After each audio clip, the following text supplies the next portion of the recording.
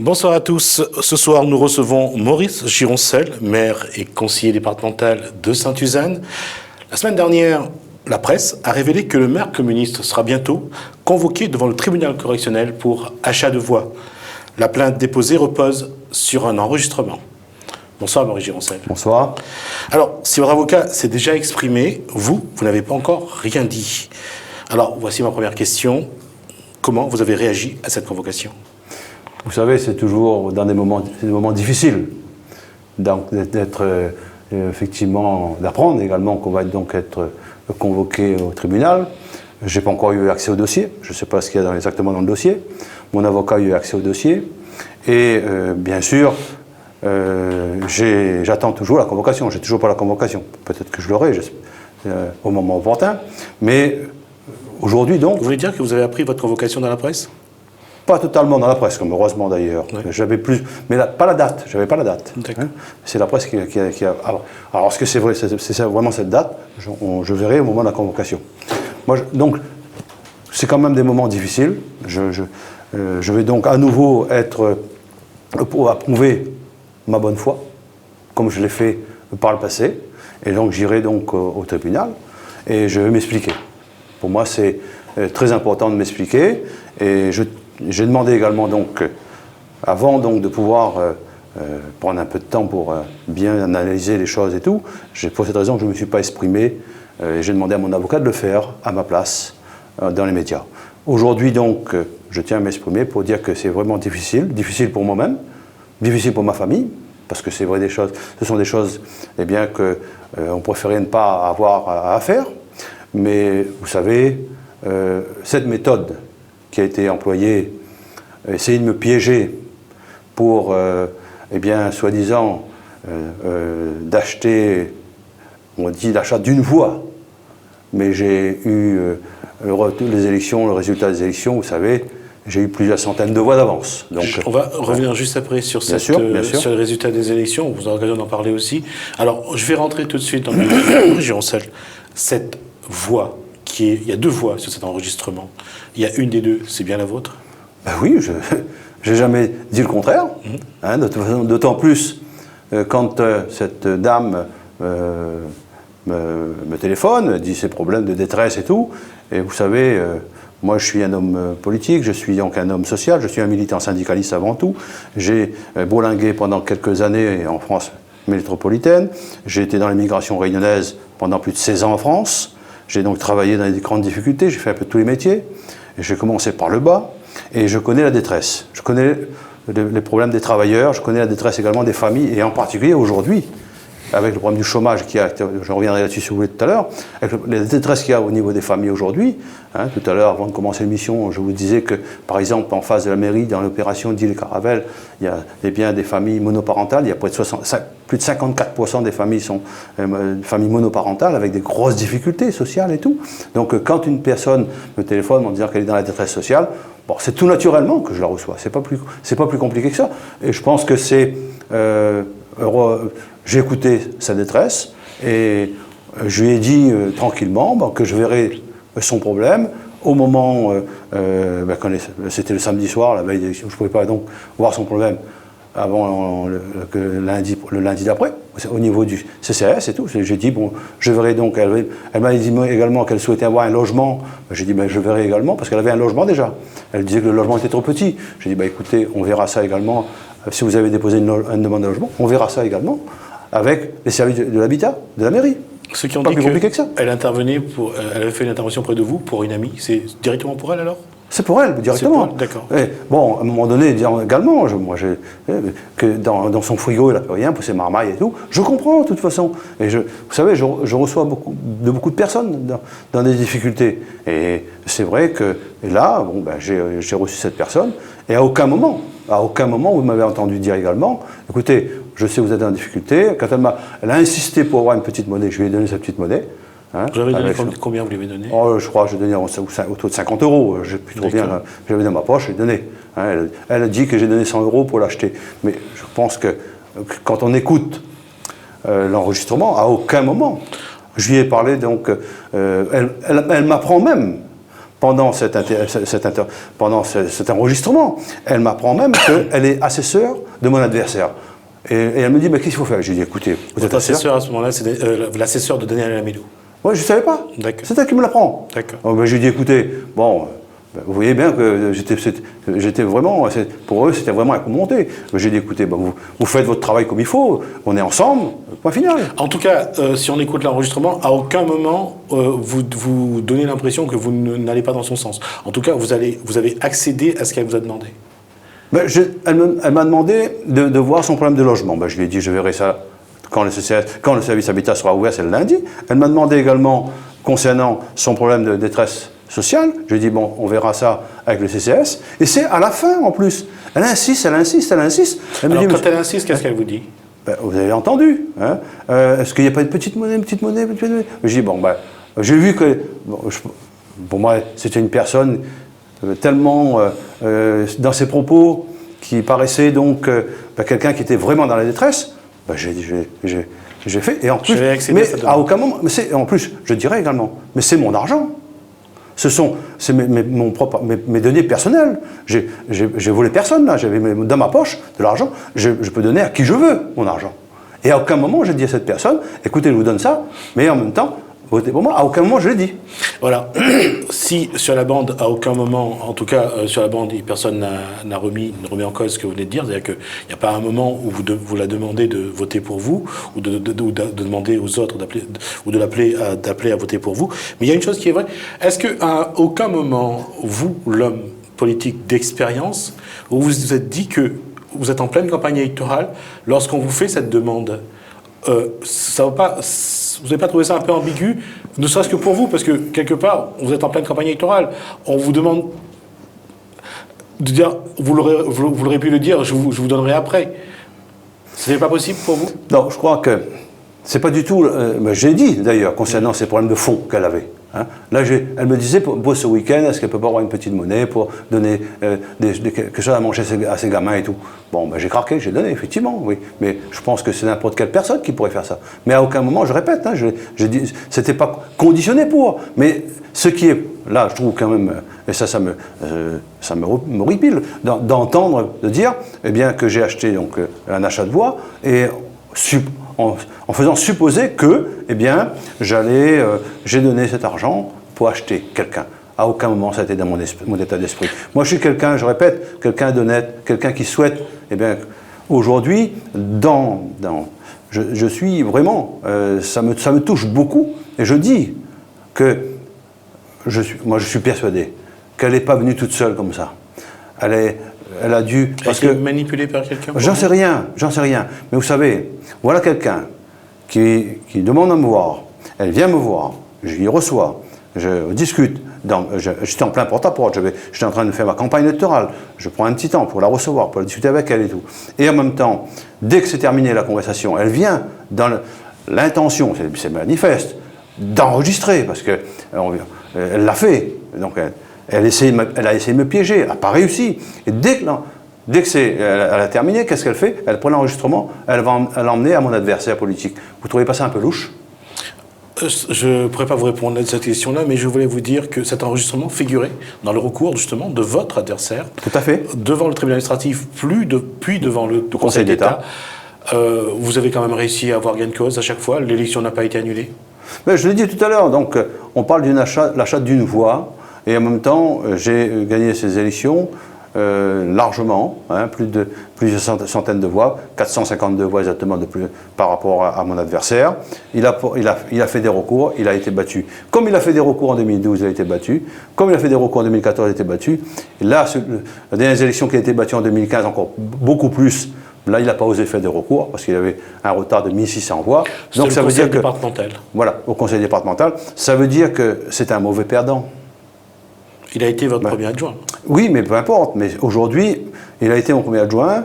Peut-être que s'il n'avait pas trahi, s'il avait respecté sa parole donnée, peut-être qu'il serait aujourd'hui, toujours conseiller départemental. Et pourquoi pas, demain, eh bien, s'il n'avait pas trahi son parti, pas trahi la parole qu'on s'était donnée tous les deux, peut-être qu'aujourd'hui, on continue à travailler ensemble. Mais il a décidé autrement. C'est son choix. Mais je crois qu'un homme politique qui emploie de telles méthodes, eh bien, c'est quelqu'un qui ne va pas loin. Parce que ça, c'est quelque chose qui me répugne en quelque sorte. Je reviens à votre convocation devant le tribunal correctionnel. Est-ce que vous avez déjà rencontré Rémi Boniface, qui est votre avocat? Est-ce que vous avez déjà échangé? Est-ce que vous avez déjà eu accès au dossier? Et si oui, est-ce que vous avez déjà décidé d'une stratégie pour justement, pour vous défendre de l'objectif d'achat de voix? Non, j'ai eu mon avocat, Maître Boniface, au téléphone. On n'a pas encore eu l'occasion de se voir. Je n'ai pas encore eu accès au dossier. Lui-même, il a eu accès au dossier que début de cette semaine. Il n'a donc pas encore eu le temps de se mettre dans le dossier. Donc dès qu'il l'aura fait, on devra se voir. Et ensuite, on verra. Mais vous avez entendu ce qu'il a dit dans les médias. Hein. À aucun moment, il y a eu achat de voix. Donc à partir de là, nous, cette convocation au tribunal, j'irai m'expliquer tranquillement. Et je vais expliquer ma bonne foi, hein, que on a essayé de me tendre un piège, que je ne suis pas tombé dedans. Mais vous savez, à aucun moment, quand on va chez quelqu'un, ou sinon quelqu'un veut vous voir, on pense que, ah ben tiens, cette personne va m'interviewer, hein, va m'enregistrer, pardon. À aucun moment, ça vient à l'esprit de quelqu'un, notamment en ce qui me concerne. Mais par contre, cette personne, elle est venue avec cette intention-là. Mais elle est venue avec cette intention, et dès qu'elle a fini, qu'elle a fait l'enregistrement, comme par hasard, elle va donc le déposer tout de suite avec mon opposant. C'est quand même, c'est le cas de le dire, très téléphoné. Ah, c'est un beau jeu de mots pour vous. Je reviens là-dessus. La stratégie. Je suis un ancien de France Télécom. Ah oui, c'est vrai. Un ancien syndicaliste aussi de CGT-PDT, ouais. Je crois. Alors, je reviens sur ma question. Aujourd'hui, c'est le tribunal correctionnel, et là, il va y avoir, je pense que quelle que soit la décision, dans un sens ou dans un autre, il y aura un recours. Ça risque ça peut aller jusqu'à la cassation. On sait le chemin que ça peut suivre. Ma question, c'est aujourd'hui, avec cet élément-là, est-ce que vous avez des craintes? Est-ce que vous pensez que votre adversaire ou la personne qui a porté plainte, parce qu'apparemment vous ignorez qui a porté plainte, est-ce que vous pensez qu'aujourd'hui vous êtes menacé? Vous savez, moi, je peux pas dire aujourd'hui. Hein, c'est difficile à moi de dire, bon, ben, encore une fois, je ne sais pas tout le dossier. Quand j'aurai le dossier, peut-être qu'avec mon avocat, on sera un peu mieux. En tas de cause, je fais confiance à mon avocat, comme je l'ai fait depuis le début. Et j'ai écouté, donc on a échangé ensemble, et j'ai écouté effectivement les questions qui ont été posées et tout, et les réponses qu'il a fait donc aux médias. Ces réponses, déjà donnent un aperçu de notre système de défense, c'est-à-dire on va donc plaider vraiment, non pas qu'on a essayé de me piéger, qu'on n'a pas réussi. Il y a en tout cas un objectif commun, vous et Daniel Alamélou, c'est que vous demandez la vérité. Bah, de toute façon, la vérité, il n'y a qu'une seule couleur. Bien répondu, j'allais vous dire autre chose, mais je reste sur ma question. Aujourd'hui, cette démarche, j'allais dire, c'est une affaire de plus sur le CV de Maurice Gironcel. Il y a eu l'inéligibilité de 2009. Il faut faire avoir notre CV quand même. Hein. C'est une réalité. Est-ce que vous pensez que ce qui s'est passé avant, ça va aussi peser dans ce qui arrive aujourd'hui? Est-ce qu'il y aura une influence quelque part? Bah, normalement, non. Ce qui est jugé est jugé. D'après moi, ce que j'en connais, je suis pas un juriste. Hein, moi, je suis pas non plus. Donc c'est le genre de questions qu'il faudrait peut-être poser plus à un juriste, à mon avocat. Mais je pense que, j'ai payé ma faute, s'il y avait faute. Je rappelle quand même que dans l'ancien dossier, c'était vraiment l'affaire du siècle, hein, je me rappelle. Hein. On m'avait dit que j'avais détourné ceci et cela, et à la fin, eh bien, c'est terminé par un emploi dit fictif, un contrat aidé qui est venu travailler, et donc logiquement, en tant que maire, j'aurais dû savoir que quelqu'un ne vient pas travailler dans la commune, et cette personne est partie à Madagascar, et c'est là-dessus qu'on m'a condamné. C'est comme si demain matin, je l'ai dit, hein, je dois savoir si tous les agents de la commune, qui est sous la responsabilité du directeur général des services et des chefs de service, eh bien tous les matins, si j'écoute certains, c'est à vous de savoir tout ce qui se passe dans votre commune. Non, c'est de réunir tout ce monde-là, hein, comme les adjudants de l'armée font, eh bien, tout le monde en alignement, et je compte. Mais c'est ridicule. Je vais ouvrir un peu sur ce sujet-là. On parle de votre affaire, mais il y a une réalité, Maurice Gironcel. L'achat de voix, la fraude électorale, le bourrage des urnes. Qu'on le veuille ou pas, depuis des décennies, c'est une réalité à La Réunion. Et qu'est-ce qui explique que c'est cette tradition-là, cette tradition qui est vraiment qui a cessé de fausser le verdict des urnes et de gangréner la démocratie? Qu'est-ce qui explique cette tradition-là? Elle ne cesse de perdurer. Alors, je ne sais pas si on peut appeler ça tradition, mais vous savez, le problème donc de fraudes électorales et autres, c'est pas qu'à La Réunion. Il ne faut pas non plus croire.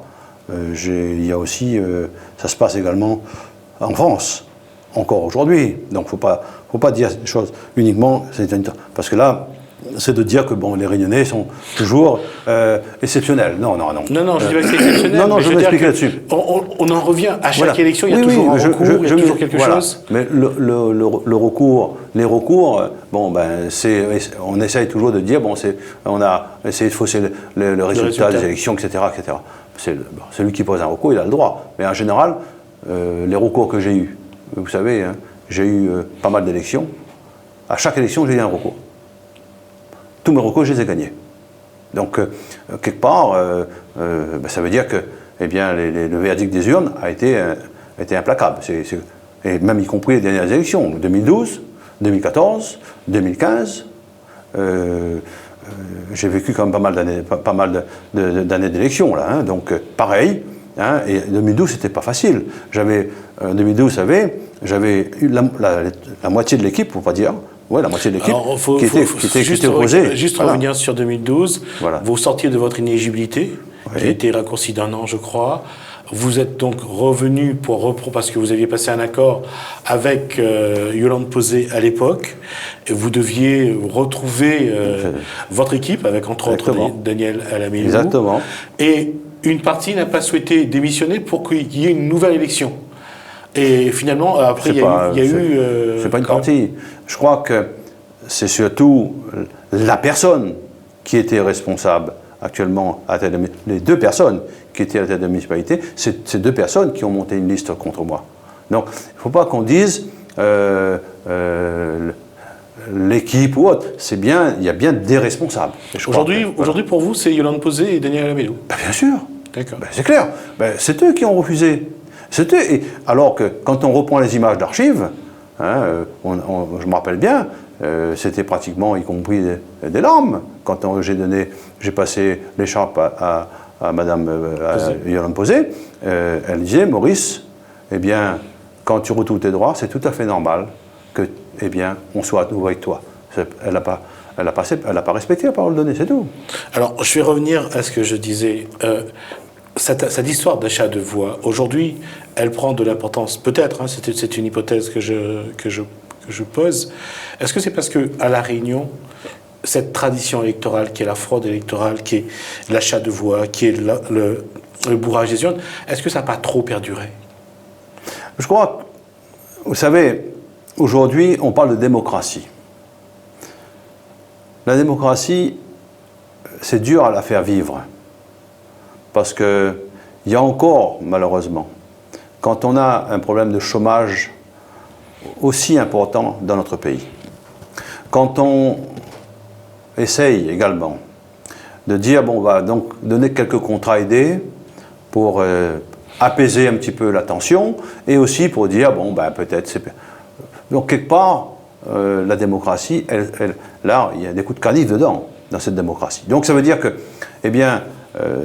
c'est pour cette raison qu'à La Réunion, le problème... Vous êtes d'accord avec cette phrase de Joseph Sinimalé, la paix sociale a un prix? La paix sociale, surtout, oui, a un prix, pas forcément un prix tel qu'on le conçoit. Moi, je ne sais pas comment il a conçu. D'embaucher les gens qui viennent... Moi, je pense que la paix sociale, c'est pas dans ce sens-là qu'il faut le voir. La paix sociale, c'est la seule paix sociale qu'il peut avoir, c'est effectivement une politique de développement véritable, une politique de responsabilité des Réunionnais, une politique également qui permet aux Réunionnais de dire ce qui est bon pour lui. Parce qu'aujourd'hui, qu'est-ce qui se passe? C'est que c'est toujours Paris. Paris qui nous dit, eh bien, on va te donner quelques petits contrats de plus. Et ça règle pas le problème. Quel que soit le gouvernement Tout à fait. en place, il y a toujours des quotas de contrats aidés qui arrivent et on voit bien, quelques mois avant les élections. Toutes les communes en profitent et ça arrange tout le monde quelque part. Est-ce que pour autant, on règle le problème? Ça n'arrange personne parce qu'on ne règle pas le problème. Oui, et nous, au niveau du Parti communiste réunionnais, je pense qu'il faut quand même... Nous avons toujours dit, le problème des contrats aidés, il faut éviter que ce soit les maires qui les gèrent. Nous avons toujours dit, et nous le répétons, qu'il faut que ce soit donc avec une gestion paritaire, que les services de l'État qui représentent le gouvernement, ici la préfecture, soient également bien sûr partie prenante. Mais que les associations de chômeurs, qui soient également partie prenante. Les associations... Non, je termine. Et également les différents services et surtout les associations. Et avoir cette gestion paritaire. Et le Pôle emploi qui doit gérer totalement ça. Parce que Pôle emploi aujourd'hui ne gère pas la totalité des emplois. Et c'est ça qui est aussi malheureux. Alors cette proposition-là, elle a été faite à plusieurs niveaux, par plusieurs personnes, de tous bords politiques également. Je ne sais pas si... Non, pas. Je n'ai pas entendu beaucoup d'hommes politiques, ou du moins de partis politiques, proposer ce que nous proposons, nous. Sauf que, moi, ce que je regarde, c'est qu'on n'a jamais réussi à mettre autour de la table ces institutions, ou ces collectivités, ou ces services que vous venez de nommer. On n'a jamais réussi à le faire. Pourquoi ? Là, franchement, j'aurais du mal à vous répondre. Et il y a une réalité quand même, et on fait le constat, à la fin, au bout finalement, la pérennisation de cette tradition de recevoir des quotas de contrats aidés avant une élection municipale ou départementale, ça arrange quand même ceux qui sont candidats et ceux qui ont accès. Non, c'est là où c'est le problème. C'est qu'on dit, ouais, ça arrange. Mais c'est là le problème que nous, au niveau du Parti communiste réunionnais, nous disons, c'est pas la solution. La solution, c'est de créer les conditions d'un véritable développement. Et pour cela, il y a la politique d'insertion. Mais la politique d'insertion, il ne doit pas être uniquement au bon vouloir d'un tel ou d'un tel. La politique d'insertion doit être effectivement menée avec une volonté politique. Et cette volonté politique, nous disons, il ne faut pas que ce soit effectivement, le maire tout seul ou telle association tout seul. Il faut donc, et on est le seul parti politique à proposer et continuer à proposer, notamment la création de 2 grands services d'intérêt public, qui est le service lié à l'environnement et l'autre service lié à la personne. Vous savez, hier, j'étais au conseil départemental. On a discuté des orientations budgétaires. Dans les 20 ans à venir, la population de plus de 60 ans va doubler. Donc il faudra aider. Et des personnes âgées, dépendantes, ils vont également augmenter. Nous avons également une population, nous avons également des naissances tous les ans. Nous avons également du personnel des personnes porteuses de handicap. Toutes ces personnes-là nécessitent une aide à la personne. Et c'est les services que nous proposons. Et nous avons dit toujours, avec l'argent des contrats aidés et tout, mutualisons ça. Mettons ça dans un fonds de développement, dans un fonds pour... Mais on est les seuls à le dire. Oui, mais on est les seuls à le dire. Je vais mettre les pieds dans le plat. C'est malheureux. Je vais mettre les pieds dans le plat. Allons sur les départements, finalement. Effectivement, tout ce qui concerne les services à la personne. Chaque association ou CCAS envoie une demande au conseil départemental pour avoir droit à telle aide. Et à l'arrivée, ils obtiennent de l'argent. Et qu'est-ce qui se passe au bout? On met des personnes en contrat aidé de 6 mois sur des postes, que ce soit des services à la personne, aide ménagère, ou tout ce qui concerne les services à la personne. Au lieu de professionnaliser, au lieu de former, on utilise toujours ces contrats aidés, on utilise toujours cette clientèle électorale, et au bout, à l'arrivée, on en est toujours au même point. C'est ce que je répète, c'est la proposition que nous faisons, c'est pour lutter contre ça, contre le clientélisme. La proposition que nous faisons, c'est pour que le contrat aidé, il ait une insertion non pas de 6 mois, une insertion, un contrat indéterminé. Donc c'est toute la différence. Et là, effectivement, on pose problème. Et c'est là également, parce que on sait bien, il manque des emplois. Il manque des emplois dans tous les services. Aujourd'hui, les crèches. Il manque des crèches à La Réunion. Dans toutes les communes, il manque des crèches. Et vous savez, une crèche de 20 places, on appelle une mini-crèche. On crée une crèche de 20 places, c'est 10 emplois à la clé. Et il manque au moins 4 à 5 000 places par an des marmailles pour les crèches. Voilà un exemple précis. Je reviens à ce que je disais. Je disais que je vois que la façon de faire de la politique, les décisions qu'il y a, Maurice Gironcel, on crée toujours cette clientèle. Je dirais des personnes en précarité, toujours dans les contrats de 6 mois. 6 mois en contrat aidé, 6 mois au chômage, où on revient, ou dans un an, ils reviennent. Ça, c'est une chose. C'est un constat, oui. Il y a ce constat-là. Il y a aussi, dans cette clientèle électorale, Maurice Gironcel, et vous allez pouvoir me le confirmer, regardez, en période électorale, tous ces gens qui vous apportent leur contrat d'électricité, leur facture d'électricité, leur facture d'eau, ce qu'il y a à payer, il n'y a plus rien à manger à la maison. Il y a les 50 € qu'on donne aux gens pour qu'ils donnent leur bulletin. Quand je vous ai dit tout à l'heure, on crée cette clientèle électorale, on crée le contexte. Aujourd'hui, quand on regarde dans quelle misère se trouve une partie de la société réunionnaise, entre nous, ça n'arrange pas un peu les politiques? Non, pas le Parti communiste en toute cause, et pas moi non plus, parce que j'aurais préféré, moi, recevoir la population, et recevoir notamment les chefs d'entreprise ou autres, sur des projets, sur des idées pour le développement de la Réunion, et non pas recevoir la population parce qu'il manque un logement, parce qu'il est dans l'état social, parce qu'il ne peut pas payer sa facture d'eau, parce qu'il ne peut pas payer sa facture d'électricité. J'aurais préféré le contraire, moi. J'aurais préféré recevoir les gens qui ont un travail correct, payé correctement, qu'ils puissent effectivement envoyer leurs enfants à l'école, envoyer leurs enfants ensuite dans des centres de loisirs et autres, et pour qu'ils puissent éduquer correctement leurs enfants, et qu'ils ne soient pas tous les 15 du mois à dire qu'est-ce que je mets dans la marmite. J'aurais préféré ça, plutôt j'aurais préféré qu'il y ait une politique de développement, et c'est ce que nous préconisons. Et nous disons, nous, eh bien, par exemple, là on a le débat sur l'égalité réelle. Bon, moi je dis, allons parler plus simplement. Allons parler, pourquoi pas, le débat sur les inégalités réelles. C'est plus simple, hein, à trouver les inégalités réelles. Et là, c'est du concret. Hein. Et on peut donc aller voir qui c'est qui est frappé par les inégalités. Et nous disons également la différence qu'il y a entre les revenus d'un revenu moyen d'un ménage réunionnais et d'un revenu moyen d'un ménage français, c'est pratiquement 40% de moins. C'est 40% qui manquent au ménage réunionnais. Nous disons, pourquoi pas, là aussi, mettre en place un fonds d'investissement pour créer également ce que je disais tout à l'heure, notamment le problème de l'environnement, les problèmes de la petite enfance, les problèmes également d'aménagement du territoire. Qu'on le veuille ou non, la route en mer ne réglera rien comme problème. Qu'on le veuille ou non, il faudra bien aménager le territoire autrement. Et l'aménagement du territoire autrement, c'est un réseau ferroviaire. Eh bien, ça ne se fait pas avec peau patate. Il faut des moyens financiers. Et quand on nous parle effectivement des égalités réelles, ou plutôt des inégalités réelles, eh bien, corrigeons ces inégalités-là, mettons ce fonds de développement pour les Réunionnais, qui soit géré par les Réunionnais, dans une nouvelle gouvernance. Hier, on débattait également.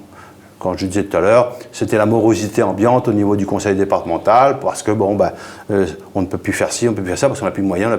Bon, et c'est vrai. L'État leur a supprimé 40 millions d'euros en 4 ans. L'État a supprimé à la commune de Sainte-Suzanne 3 287 000 euros en 4 ans. Ben oui, forcément, quand il y a moins, on fait moins. Hein. Alors il y en a qui disent, avec moins faisons plus. Moi, je ne vois pas comment faire. Alors, mais, donc, ça veut dire que c'est là. Et je terminais en disant, hier, quand on vous écoute, les uns et les autres, quel que soit le bord politique, hein, hier j'écoutais, hein, et qu'est-ce qu'ils proposaient? Qu'il y ait plus de mutualisation entre la région et le département, qu'il y ait plus, que les compétences soient beaucoup mieux partagées. Vous êtes en train de dire quoi là?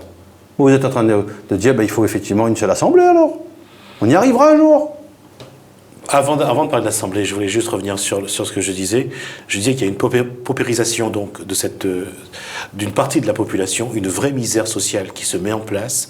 Le nombre de RSA, je pense, de bénéficiaires du RSA a augmenté, puisque hier vous étiez donc à cette réunion au conseil départemental.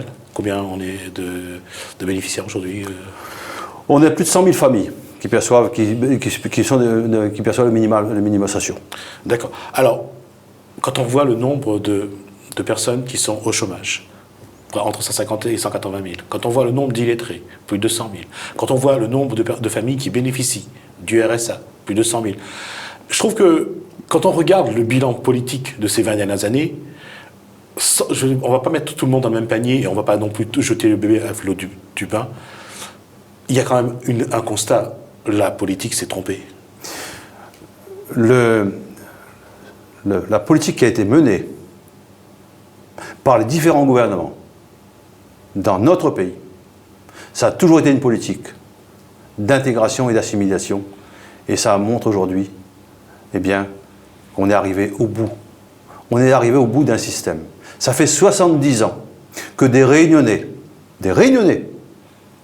et des Antillais et Guyanais, ils ont proposé, pour sortir de les pays d'outre-mer, les 4 vieilles colonies de la misère, de proposer que ces 4 vieilles colonies deviennent départements français. Et au 1er janvier 1947, il devait y avoir l'égalité à l'époque. Et au 1er janvier 1947, eh bien, on ne l'a pas fait. On a totalement abandonné cette grande idée qui avait été faite par des Réunionnais et des Antillais et des Guyanais de sortir nos 4 vieilles colonies, les mettre en département français. On a abandonné ça dès 1947, même pas un an après. Et aujourd'hui, qu'est-ce qu'on a fait? Ça fait 70 ans que cette loi. Et nous, le 19 mars 2016, 70 ans après, à Sainte-Suzanne, avec les militants et militantes, nous allons faire un grand rassemblement. Et nous allons demander que le 19 mars, qui a sorti la réunion de colonies passées en département, eh bien, soit célébré. Mais non pas célébré pour dire, eh bien, il faut continuer comme ça. Non. Et tirer les leçons. Pour quelles raisons? En 70 ans, eh bien, on n'a pas réussi à développer la Réunion. Et en 1959, quand nous avons créé le Parti communiste réunionnais, eh bien, c'est parce que le constat avait été fait en 1959, quelques années après 1946, que, eh bien, on est en train de nous enfariner en quelque sorte. Et aujourd'hui, eh bien, nous disons également à nouveau, l'intégration, assimilation, nous a amené dans l'impasse. On est aujourd'hui dans l'impasse. Il faut donc une autre politique. Il y a certains qui disent, Paris ne commande pas nous. D'autres qui disent, il faut l'émancipation. Eh bien, nous nous disons, eh bien, donnez les responsabilités aux Réunionnais. Et nous sommes prêts à discuter avec ceux qui souhaitent. Et ceux qui ont dit, ils veulent l'émancipation. C'est le président de la région actuelle. Celui qui a dit, Paris ne commande pas nous, c'est le maire de Saint-André. Eh bien, ça veut dire que si on peut arriver à sortir que, eh bien, allons nous mettre en tant que Réunionnais, enfin, et sortir de l'intégration qui nous amène à l'impasse aujourd'hui, permettre également à la Réunion d'avoir son propre développement. Et surtout également de pouvoir dire, dans la zone, discuter avec les pays de la zone. Parce qu'aujourd'hui, eh bien, quand on veut discuter dans le cadre de la COI, on nous met, eh bien, un tuteur. On est obligé de demander, s'il vous plaît, est-ce qu'on peut discuter avec tel ou tel responsable malgache, séchellois ou autre? Eh bien, ça, c'est pas normal. Je vais être un peu taquin là-dessus. Finalement, aujourd'hui, les interlocuteurs que vous auriez à avoir pour parler de cette évolution, de cette émancipation, c'est Didier Robert et Jean-Paul Virapoulet, finalement. Moi, j'ai donné un constat. Vous l'avez 2 fois dit, Jean-Paul Virapoulet. Mais bien sûr. Mais oui. J'ai fait un constat. Mais le problème aujourd'hui, et quand tout à l'heure je parlais d'égalité réelle, je dis pourquoi ne pas aborder le problème autrement par les inégalités réelles? Et on verra effectivement où c'est qu'il faut mettre l'accent pour arriver à un véritable développement de notre pays. Et moi je dis, j'espère également que le gouvernement actuel, il va dire également il faut peut-être que la Réunion puisse également s'émanciper. Alors si on revient sur les communes, on va parler de Sainte-Suzanne, puisque vous y êtes aussi, puisque c'est votre commune déjà.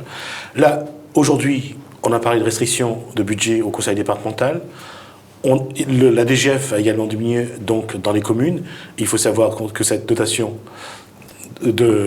globale de fonctionnement, de l'État, ouais. de fonctionnement va aussi diminuer chez vous. Vous allez perdre combien sur les prochaines années? J'ai dit tout à l'heure, là j'ai emmené un tableau qui est simple. Hein, donc on était...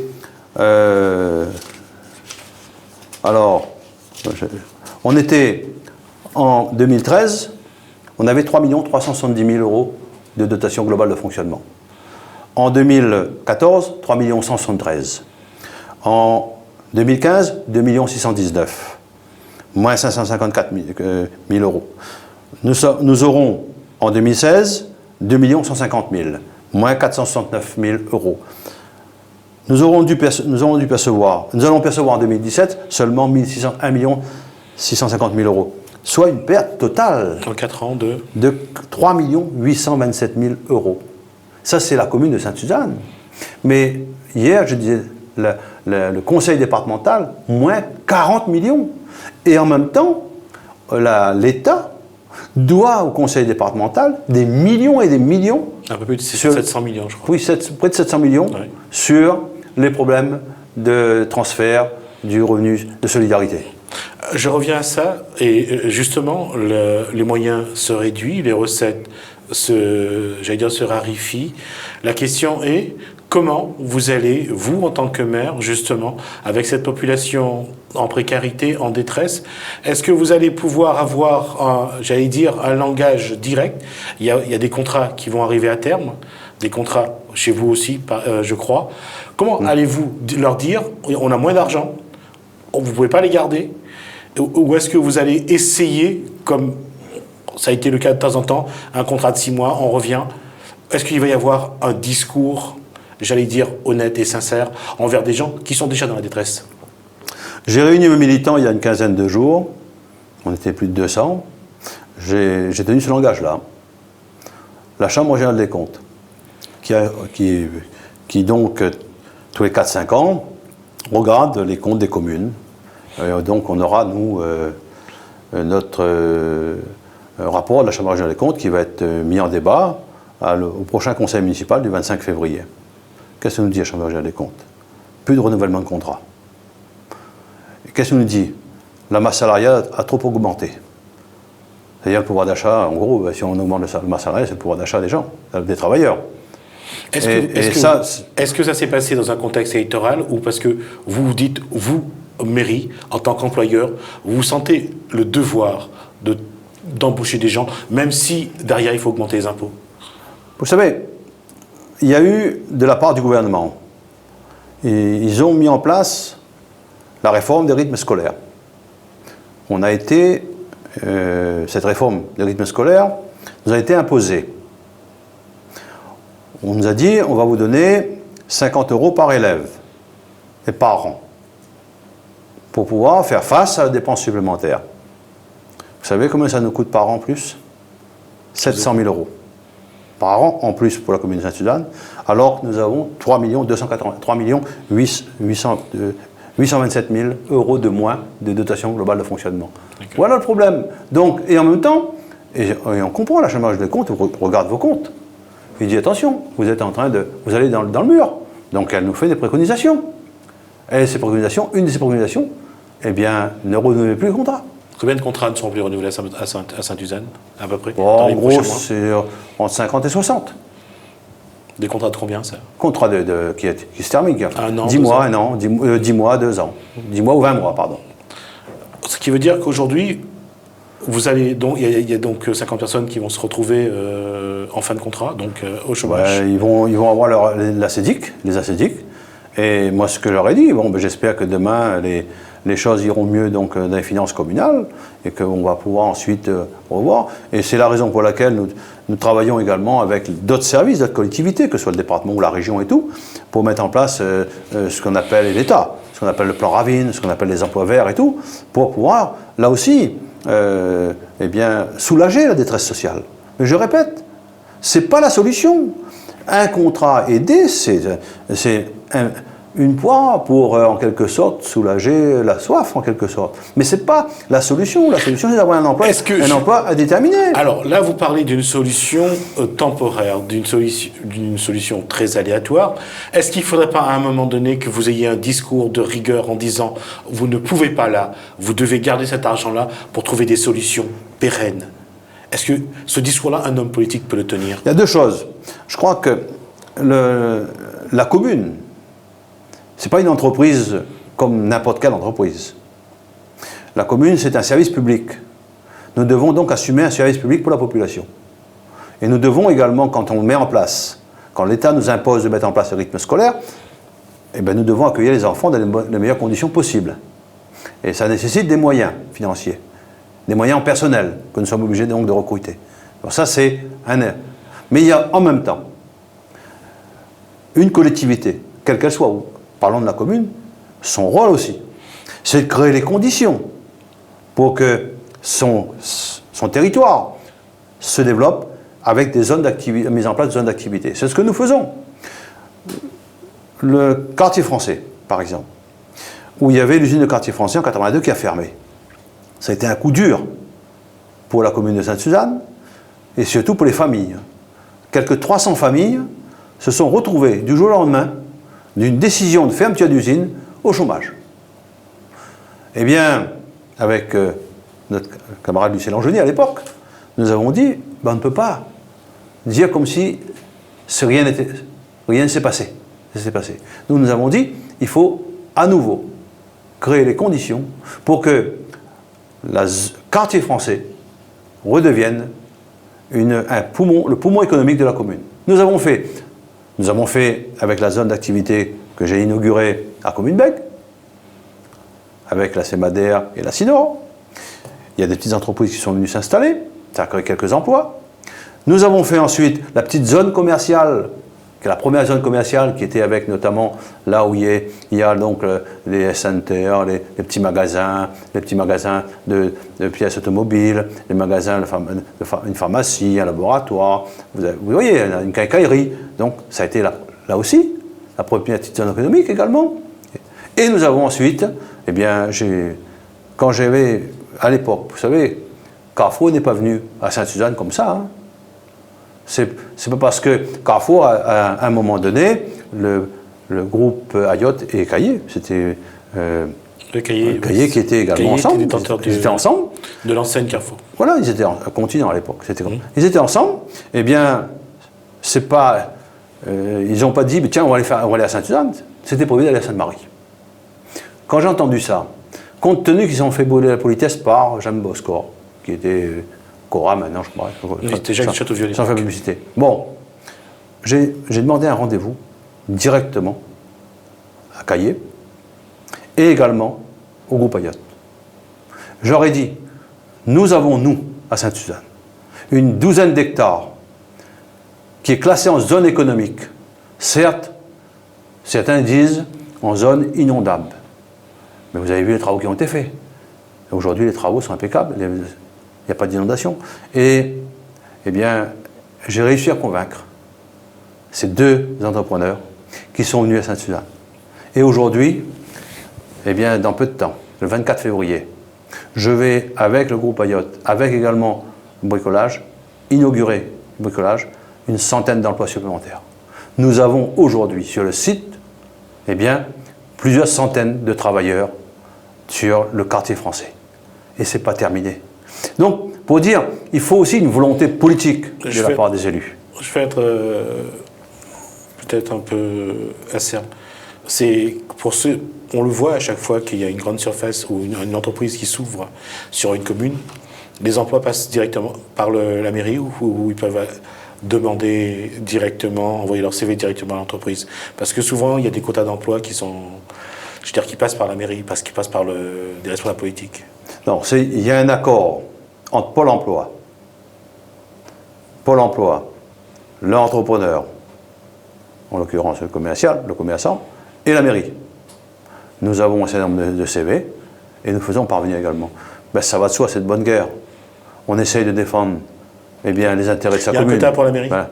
Mais c'est pas une question de quota. Il y a un quota quota pour les gens de Sainte-Suzanne, ce que je voulais voilà, dire. mais c'est même pas, faut pas, parce que c'est pas tellement, j'aime pas tellement le mot quota. La préférence communale. Même pas, j'aime pas ces termes-là parce que j'ai vu, ça peut être dangereux. J'ai vu par exemple au port, on a dit le travail au portois. Non, le travail au Réunionnais. Hein. Et donc, parce que si on fait ça là, ouais, non, je ne sais pas si on se rend compte où c'est qu'on va là. Hein. Donc, moi je suis pour que, il y a la priorité à l'embauche, bien sûr, mais qu'il y ait un dialogue. Et c'est ce que nous avons créé. Et ce dialogue, nous avons créé, il y aura des gens de Sainte-Suzanne qui vont travailler, c'est sûr. Combien de gens de Sainte-Suzanne ? Moi, je ne suis pas le patron. Moi, j'ai demandé que les gens de Sainte-Suzanne soient embauchés. Et ils vont être embauchés. Je ne veux pas imposer. C'est comme si demain, je sais pas, moi, vous êtes une entreprise de bâtiment, je viens vers vous, vous dites, bah, écoute, vous avez 10 travailleurs, licenciez-moi ces 10, prenez-moi 10 travailleurs de Sainte-Suzanne. Vous allez me dire, ça va pas ou quoi? Je suis libre de faire ce que je peux quand même. Donc on voit bien qu'aujourd'hui, que si on veut que je dirais, le citoyen, que l'électeur, qu'il ait un moyen que son bulletin de vote parle vraiment, dit vraiment ce qu'il a envie de dire, il faut qu'il ait cette autonomie financière, qu'il ait une reconnaissance professionnelle.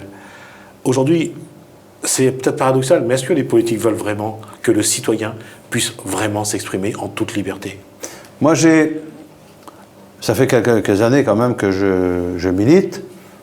J'ai commencé à travailler dans le bâtiment. J'ai travaillé même y compris chauffeur routier.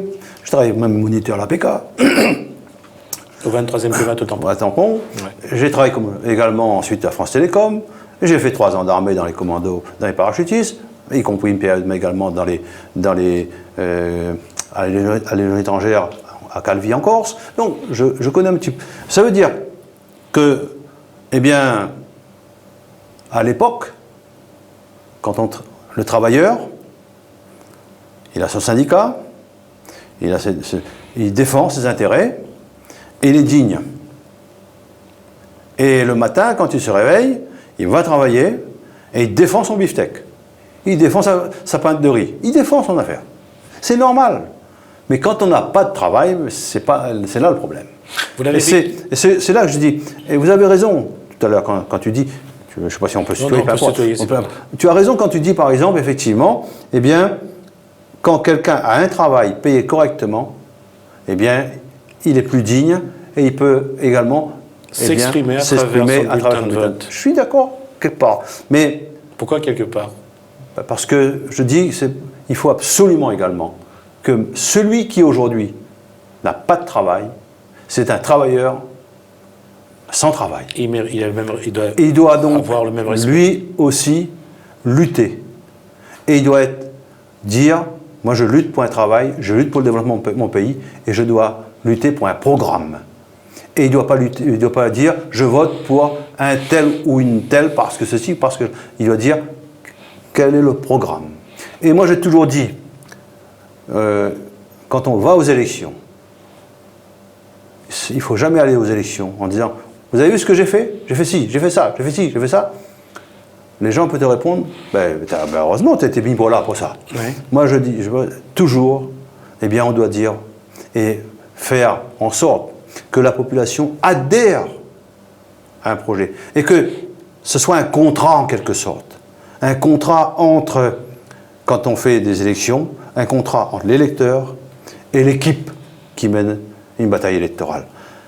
Et non pas, eh bien, et c'est là que je déplore, je reviens sur ce début, je déplore la façon que certains politiques essayent de piéger un homme politique et en disant, en gros, cette personne qui a été, moi je suis persuadé qu'on l'a plus ou moins manipulée, quand on lui dit, allez faire ça, et ramène à nous le résultat de ton bulletin, elle ramène le bulletin. Vous croyez qu'elle n'a pas eu plus? On peut se poser la question. Mais je vais rester sur cet achat de voix et je vais rester sur la capacité du citoyen et de l'électeur de pouvoir choisir. Et je reviens à ça. Justement, à la suite d'une élection, vous avez été réélu en 2014 au municipal. Combien de gens débarquent dans votre mairie en disant « j'ai voté pour vous, j'ai fait campagne pour vous, aujourd'hui j'attends ma récompense ». Non, c'est pas comme ça se passe. Il y en a qui ont dit, en général celui qui vient dans mon bureau en disant comme ça, tu sais, moi la vote pour, moi la fait campagne pour, mais en général c'est pas le cas. Je suis pas dupe aussi. Mais il y a quand même, on l'a vu, il y a quand même des Je suis pas dupe, je commence à connaître, je dis pas que je suis un vieux briscard, mais je connais quand même. Et moi j'ai déjà vu, moi j'ai fait campagne, où j'ai été insulté, bon, ça arrive, pendant des meetings, et quand je regarde, ensuite je fais quand j'ai gagné, les personnes que j'ai vues en premier, c'est pas pour autant que je vais les rejeter. Je les reçois, mais je suis pas dupe non plus. Hein. Il y a cette réalité-là, c'est qu'il y a eu quelques manifestations de jeunes, il y en a eu au moins 2, qui sont venus du village des Prés, de la Marine, je crois, qui sont venus vous solliciter, parce qu'ils voulaient un travail. Il y a une détresse, sociale. Cette détresse sociale-là, elle est là. Qu'est-ce qu'un élu qu'est-ce que le maire de Saint-Suzanne a comme réponse? Les deux manifestations, c'était une seule d'ailleurs, hein, ils sont partis à deux endroits différents, voire même un troisième. Ils sont allés faire la tournée des entreprises. Ils ne sont pas venus voir la mairie. La mairie, donc c'est nous qui sommes allés les voir et tout pour dire il ne faut pas boucher la route et tout. Et ensuite, moi, je les ai reçus après. Mais je leur ai expliqué que la mairie, eh bien, ne peut pas donner du travail à tout le monde. Il y a 3800 chômeurs à Sainte-Suzanne. 3800 et quelques, j'ai les chiffres là. 36% de la population active. 36,3% de la population au chômage à Sainte-Suzanne, alors qu'à La Réunion, il y a entre 135 et 180 000 chômeurs, ce qui représente 27%, 26,8% exactement. Donc on est au-dessus de la moyenne.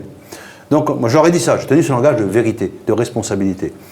Et quand ils sont allés voir les entreprises, c'est pour leur dire aux entreprises, eh bien, pour obtenir un emploi. Mais je leur ai dit également, il faut aller voir l'entreprise pour dire, si vous avez besoin d'un emploi, nous on est là. Pensez à nous. Et donc, et non pas de dire, on veut un travail, et celui qui est là, qui n'est pas de Sainte-Suzanne, mettez dehors. Non, mais c'est pas ça qu'ils ont demandé d'ailleurs. Ils ont été, c'est des jeunes qui ont manifesté, et je leur tire mon chapeau, parce qu'ils ont manifesté de façon responsable, et à aucun moment, ils ont mis, il y a peut-être, mais à aucun moment, il y a eu des dégâts dans la commune. C'est ça qui est aussi. C'est important de le dire, parce que souvent, on dit, ils manifestent, voilà, quand ils manifestent, ils brisent, cassent tout. Non. Les manifestants, ils sont également des personnes responsables. Est-ce qu'on n'est pas en train de déplacer le problème de la mairie aux entreprises, de diriger ces jeunes de plus en plus aux entreprises? Non, mais attends, il faut savoir que le développement économique, c'est l'économie. Oui. Bon, il faut créer les conditions pour qu'il y ait un développement économique. Tout à l'heure, je faisais allusion à ces chantiers-là. Oui. Est-ce que tu sais que aujourd'hui, il y a le secrétaire général de la Fédération de bâtiments, patronat, a tiré la sonnette d'alarme. Il a même été loin dans ses propos. Il a même dit qu'on lui a menti en parlant de Manuel Valls. Oui, parce que le nombre de logements qui a été annoncé quand Manuel Valls était là a été divisé par deux, je crois. Mais ça veut dire quoi? 4 000 au départ, ça veut dire quoi? Aujourd'hui, quand tout à l'heure, vous savez qu'à Sainte-Suzanne, il y a 2400 demandes de logement en instance. Combien? 2400 demandes sur 25 000 demandes qu'il y a dans toute la Réunion. Et cette année, ce responsable patronal de bâtiment, il tire la sonnette d'alarme, et les organisations syndicales également. Je discutais avec M. Balmin de la CGTR, qui disait également, eh bien, cette année, ça va être la catastrophe.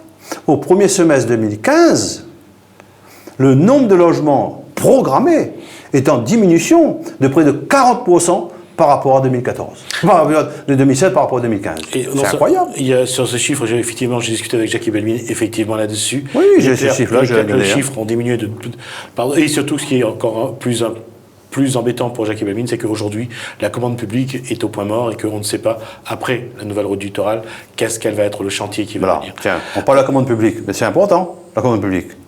Parce que tu sais qu'aujourd'hui, du moins, il y a quelques années, maintenant c'est plus le cas malheureusement, la commande publique participait à hauteur de 70% du chiffre d'affaires du BTP, dans toute la France et l'outre-mer.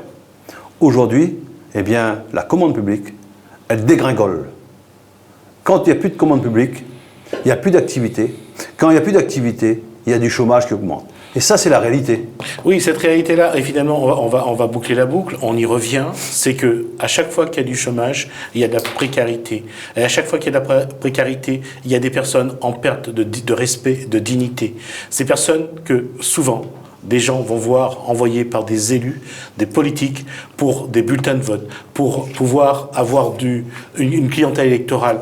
On en revient, Maurice Gironcel, 70 ans de départementalisation, finalement, tout n'a pas été noir. Il ne faut pas non plus tout jeter. J'ai jamais dit ça, moi. Non, c'est moi qui le dis pour moi. Mais ce que je regrette, et personnellement là, je le dis, c'est que finalement, la population réunionnaise, une bonne partie de la population réunionnaise, elle se retrouve dans une grande précarité.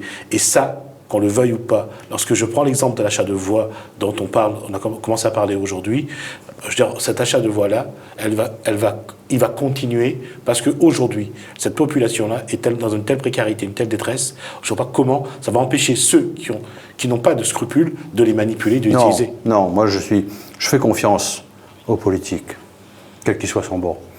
C'est pour cette raison, la personne qui emploie cette méthode-là, aucun politique qui peut être d'accord avec ça, d'essayer de manipuler ou de piéger un candidat en partant de la détresse de la population, eh bien c'est aucun homme politique digne de ce nom peut être d'accord avec de telles méthodes. Et c'est pour cette raison, moi je dis, je suis confiant, parce que je vais m'expliquer comment ça s'est passé. Je vais m'expliquer comment cette personne a fait.